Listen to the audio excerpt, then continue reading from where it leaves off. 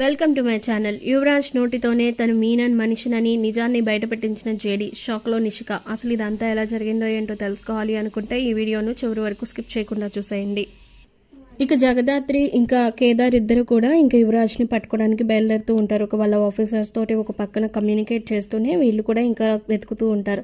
ఇక అలా ఒక ప్లేస్కి వెళ్తారు. వెళ్ళిన తర్వాత జడి అసలు ఈ యువరాజ్ ఎక్కడున్నాడో అర్థం కావట్లేదు, వీడు చేసిన ప్లానింగ్స్ ఏంటో కూడా తెలియట్లేదు. ఖచ్చితంగా వీడు ఆ మీనన్ సరౌండింగ్స్లోనే ఉన్నాడు అనిపిస్తుంది అని చెప్పి అంటే నాకు అదే డౌట్గా ఉంది కేడి. ఖచ్చితంగా ఆ యువరాజ్ని ఇక్కడున్నా సరే పట్టుకుని తీరుతాను ఈరోజు. ఎందుకంటే ఈరోజే నేను వాళ్ళ అక్కకి వదిన ముందు నుంచో పెట్టి తీరుతాను అని చెప్పి అంటే అవును, నాకు అదే భయంగా ఉంది. మళ్ళీ వదిన ఇంకా అక్క ఎలాగా రియాక్ట్ అవుతుందో అర్థం కావట్లేదు అని చెప్పేసి జగదాత్రితో కేదార్ అంటూ ఉంటాడు. లేదు, ఖచ్చితంగా యువరాజ్ ఇక్కడే ఉన్నాడు, నాకు తెలుస్తుంది.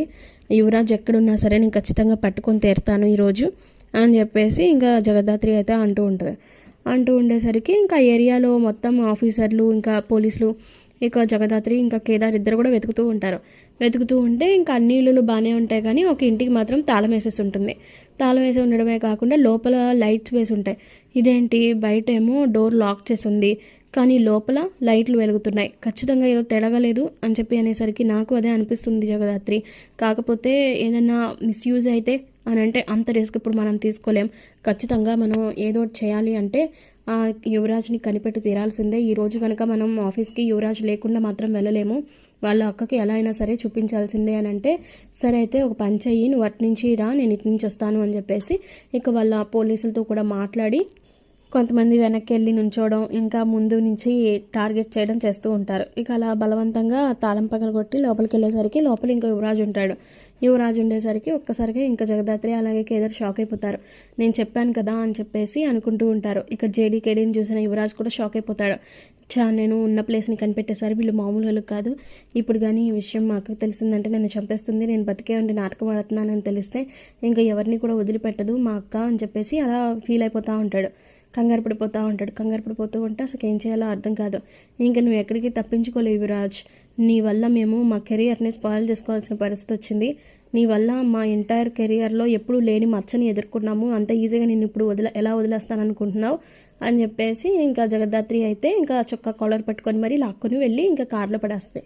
ఇక ఆ తర్వాత డైరెక్ట్గా ఇంకా పోలీస్ స్టేషన్కి కూడా తీసుకెళ్లకుండా ఇంకా కౌశికి దగ్గరికి తీసుకెళ్ళిద్ది. కౌశికి దగ్గరికి వెళ్ళి మీరు ఒకసారి బయటకు రావాలి కౌశికి గారు అని అంటే, ఎందుకు ఇక్కడ ఏం గొడవ చేయడానికి వచ్చావు? నా తమ్ముడిని చంపేసింది చాలక ఇప్పుడు ఇంకా వేరే ఏం గొడవలు పెట్టడానికి వచ్చావు? నా కుటుంబం ఇప్పటికే సంతోషంగా లేదు, ఇంకా మమ్మల్ని టార్చర్ పెట్టకు అంటే ఎవరిని టార్చర్ పెడుతున్నారో ఇప్పుడే మీకు తెలుస్తుంది. ఇంకా నా కెరియర్లో ఇప్పటి వరకు నేను ఎటువంటి మచ్చని ఎదుర్కోలేదు.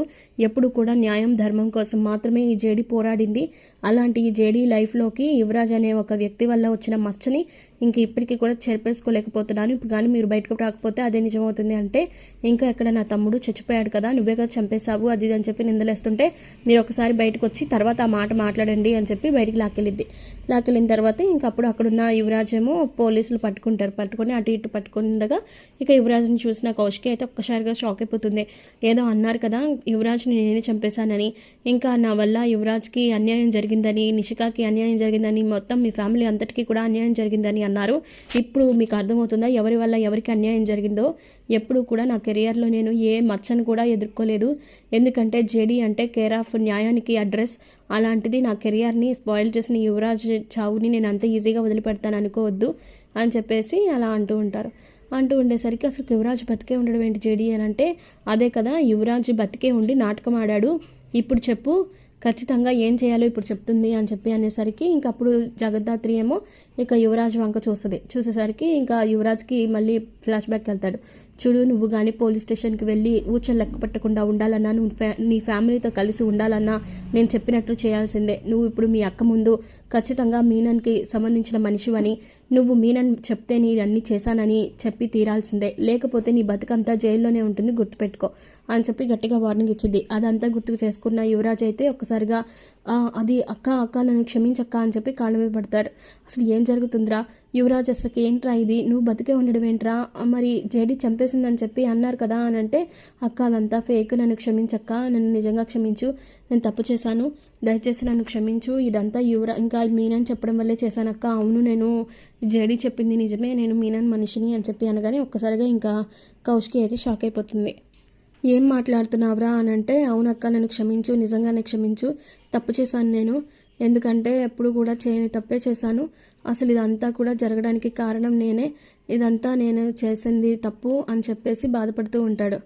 ఇక ఆ తర్వాత ఇదంతా విన్న కౌశికి అయితే ఒక్కసారిగా స్టన్ అయిపోద్ది. అసలు ఏం జరుగుతుంది యువరాజ్, నువ్వు మీనన్ మనిషివి ఏంటి అని అంటే, అవునక్క నేను మీనన్ మనిషినే, మీనన్ ఆడమన్నట్టల్లా ఆడాను, తప్పలేదక్క నాకు, ఎందుకంటే ఇదంతా ఇప్పటిది కాదు, ఒకప్పుడు నేను డ్రగ్లోకి వెళ్ళాను, అప్పుడే డ్రగ్ మాఫియాకి సంబంధించిన విషయాలు నాకు తెలిసాయి, అలాగే నేను మీనన్కి కొన్నిసార్లు హెల్ప్ చేశాను, ఆ తర్వాత నన్ను తన మనిషిగా ఇచ్చేసుకున్నాడు, ఇప్పుడు కూడా ఈ ప్లాన్ అంతా నాది కదక్క, ఇంకా మీనన్దే, మీనన్ నన్ను చంపేసినట్లుగా నాటకం ఆడితే అప్పుడు నువ్వు ఖచ్చితంగా జేడీ మీద కేడీ మీద యాక్షన్ తీసుకుంటావు, అతనికి కావాల్సింది జేడీ కేడీ మీద యాక్షన్ తీసుకోవడం, అందుకే ఇదంతా కూడా చేశాడక్క, నన్ను క్షమించు, దీనిలో నేను ఒక పావులాగా వాడుకున్నాడు వాడు నన్ను అని చెప్పి అనంటే, ఇప్పుడు అర్థమైందా కౌశికి గారు మీకు ఈ యువరాజ్ ఎన్ని దుర్మార్గాలు చేశాడో, ఇంకా ఆ మీనన్కి తోడుగా నుంచొని మీ ఇంటి పరువుతో పాటు నా కెరియర్ని కూడా స్పాయిల్ చేశాడని చూశాడు, ఇంకా ఇలాంటి వాడిని వదిలిపెట్టకూడదు అని చెప్పేసి లాక్కెళ్ళబోతుంటుంది. జగదాత్రి ప్లీజ్, ఇంకా జేడీ ప్లీజ్, ఇదంతా కూడా వదిలేసే, నా తమ్ముడు ఏ తప్పు చేయలేదని చెప్పి అంటున్నాడు కదా అంటే, అలా ఎలా వదిలేస్తాను,